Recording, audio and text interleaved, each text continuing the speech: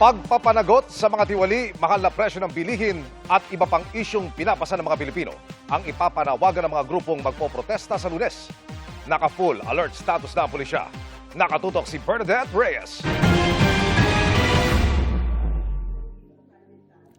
Habang abala sa paghahanda ang pamahalaan sa gaganaping State of the Nation Address ni Pangulong Bongbong Marcos, abala rin ang iba't ibang grupo sa sarili nilang bersyon ng SONA o Sona ng Sambayanan. Umaga pa lang sa Lunes, magsisimula na raw ang mga kilos protesta at programa sa kahabaan ng Commonwealth Avenue sa Quezon City.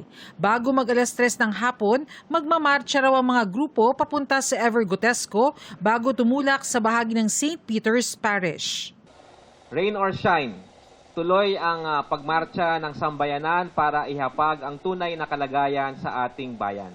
I-highlight natin yung impact ng gera at pandarambong, ang pagiging sunod-sunuran ni Marcos Jr.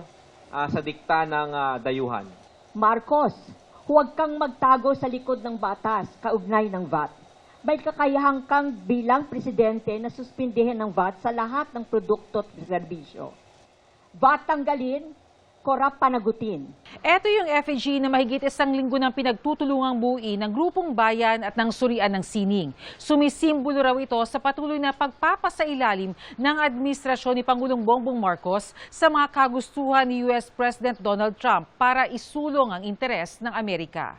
Magkakaroon din ng pagtitipon mula naman sa hanay ng interfaith groups para sa panawagan nila tungo sa accountability at pagsisiguro na matutugunan ang mga higit na kailangan ng sambayanan. Sa accountability, gusto nating makita na hindi selective yung implementation ng pananagutan, lalong higit doon sa flood control at sa iba pang mga katiwalaan sa gobyerno. Ang maganda ng pagkakaroon ng interfaith ay nagkakaroon ng tinatawag na moral guidance, direction, o kaya moral rudder na makakatulong dito. At ang ating dalangin, maging mapayapa, maayos ang ating pagpapahayag ng ating mga damdamin.